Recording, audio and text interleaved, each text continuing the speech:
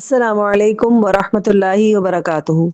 الحمد للہ وکفا وسلام علی عباد الذین اصطفیٰ اما بعد فاعوذ باللہ من الشیطان الرجیم بسم اللہ الرحمن الرحیم قال اللہ تعالی فی القرآن الکریم وما ارسلناک الا رحمۃ للعالمین، بے شک ہم نے آپ کو تمام جہانوں کے لیے رحمت بنا کر بھیجا۔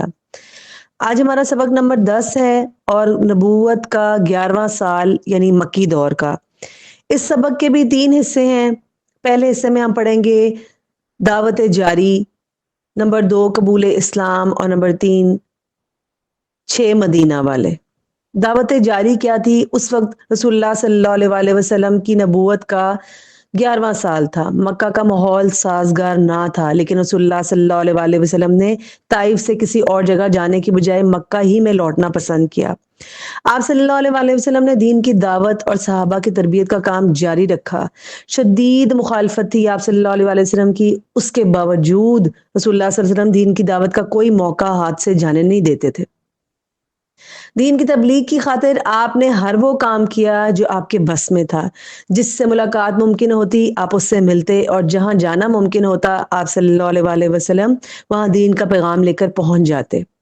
اب اس چیز سے ہمیں کیا سبق ملتا ہے کہ روزانہ کچھ منٹ ہی صحیح گھر والوں کے ساتھ قرآن، حدیث اور سیرت ترتیب کے ساتھ پڑھنی ہے۔ دین کا بنیادی پیغام خود بھی سیکھنا ہے اور اس کو آگے پھیلانے کی پوری کوشش کرنی ہے۔ دین کی خاطر کبھی کبھی اطراف کے علاقوں میں بھی جانا ہے۔ اب مشہور افراد کا قبول اسلام کے بارے میں ہم پڑھیں گے۔ طائف سے مکہ واپسی کے بعد رسول اللہ صلی اللہ علیہ وسلم نے حج کے لیے آنے والوں میں دعوت دی۔ ایک قبیلے کو آپ صلی اللہ علیہ وسلم دین کی دعوت دیتے۔ کھلی تبلیغ کے بعد 10 نبوی تک آپ صلی اللہ علیہ وسلم نے حج کے لیے آنے والے کئی قبائل اور افراد کو دعوت دی، لیکن کسی نے اسلام قبول نہ کیا۔ البتہ 11ویں نبوی کے حج میں چند مشہور افراد نے اسلام قبول کیا۔ مثلا حضرت سوید شاعر تھے یہ رضی اللہ عنہ، اور سمجھدار آدمی تھے۔ رسول اللہ صلی اللہ علیہ وسلم نے انہیں قرآن پڑھ کر سنایا تو کہا انہوں نے کہ یہ تو بہت ہی اچھا کلام ہے، اور پھر اسلام قبول کر لیا۔ حضرت طفیل قبیلہ دوس کے سردار تھے رضی اللہ عنہ۔ مشرکین مکہ نے انہیں رسول اللہ صلی اللہ علیہ وسلم کے تعلق سے بہکا رکھا تھا۔ انہوں نے کانوں میں روئی ٹھونس لی کہ کہیں محمد صلی اللہ علیہ وسلم کی باتیں ان کے کان میں نہ چلی جائیں۔ جب رسول اللہ صلی اللہ علیہ وسلم سے ملاقات ہوئی، آپ نے اسلام پیش کیا اور قرآن پڑھ کر سنایا۔ قرآن سن کر وہی اسلام قبول کر لیا اور کہا اس سے عمدہ اور انصاف کی بات ہم نے کبھی نہیں سنی۔ اسی دور میں حضرت ایاس، حضرت ابو ذر غفاری اور حضرت زماد ازدی رضی اللہ عنہم نے بھی اسلام قبول کیا۔ اب ان ساری چیزوں سے ہمیں کیا پتہ چلتا ہے کہ دین کی دعوت اگر لوگ قبول نہ کریں تب بھی ہمیں مایوس نہیں ہونا، چاہے کتنے ہی سال لگ جائیں، اور غور کرنا ہے کہ دین کی دعوت کے لیے آپ صلی اللہ علیہ وسلم نے بار بار قرآن کو پیش کیا۔ تو جب بھی ہم جائیں گے ایز دائی تو ہمیں قرآن کی آیات ان کو سنانی ہے، کیونکہ قرآن دلوں پر اثر رکھتا ہے۔ قرآن میں اللہ تعالیٰ نے بڑی تاثیر رکھی ہے، اس کو پڑھنے اور سمجھنے کی انشاءاللہ ہم نے کوشش کرنی ہے۔ اب 6 مدینہ والے کون سے مسلمان ہوئے؟ مشرکین کی مخالفت سے بچنے کے لیے رسول اللہ صلی اللہ علیہ وسلم رات کے وقت قبائل سے ملاقات کرتے۔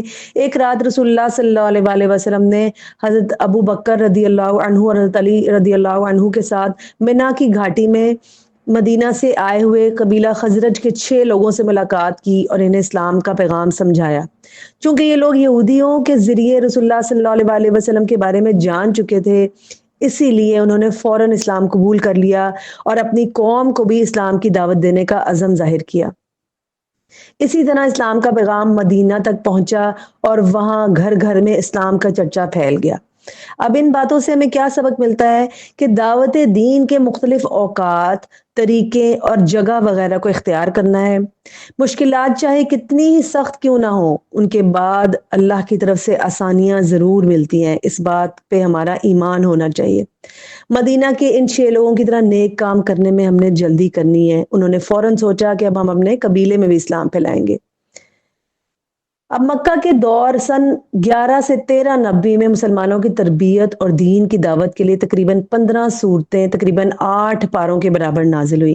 ان صورتوں کو سمجھ کر پڑھنا ہے تاکہ ہمیں کچھ اندازہ ہو کہ کس طرح اللہ نے اہل ایمان کی تربیت فرمائی رسول اللہ صلی اللہ علیہ وآلہ وسلم کے ذریعے، اور آج کے ان حالات میں ہم اس طرح ان صورتوں سے کس طرح فائدہ اٹھا سکتے ہیں۔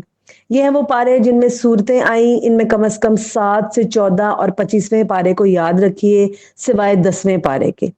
پہلا حصہ پہلے پارے سے لے کر چھٹے پارے تک، دوسرا حصہ 7ویں پارے سے لے کر 16ویں پارے تک، اور تیسرا حصہ 17ویں پارے سے لے کر 24 پارے تک، چوتھا حصہ 25ویں پارے سے لے کر 30 پارے تک۔ اگر ہم حدیث کی بات کریں، سوچیں کہ کس طرح قرآن مجید نے اور محمد صلی اللہ علیہ وسلم کی باتوں نے صحابہ کرام کی زندگیوں کو ایمان، صبر، استقامت اور قربانیوں سے بھر دیا کہ اتنی شدید مخالفت کے باوجود وہ اسلام پر جمے رہے۔ اس لیے ہم نے کیا کرنا ہے کہ روزانہ سیرہ اور احادیث کو ضرور پڑھنا ہے۔ جیسے آپ صلی اللہ علیہ وآلہ وسلم نے فرمایا، قیامت کے دن میزان یعنی ترازو میں خوش اخلاقی سے زیادہ بھاری کوئی چیز نہیں ہوگی۔ ابو داؤد کی روایت ہے۔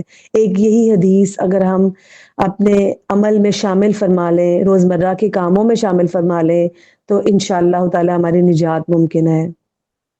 سبحانک اللہم و بحمدک، نشہد ان لا الہ الا انت، نستغفرک و نتوب الیک۔ السلام علیکم ورحمۃ اللہ وبرکاتہ۔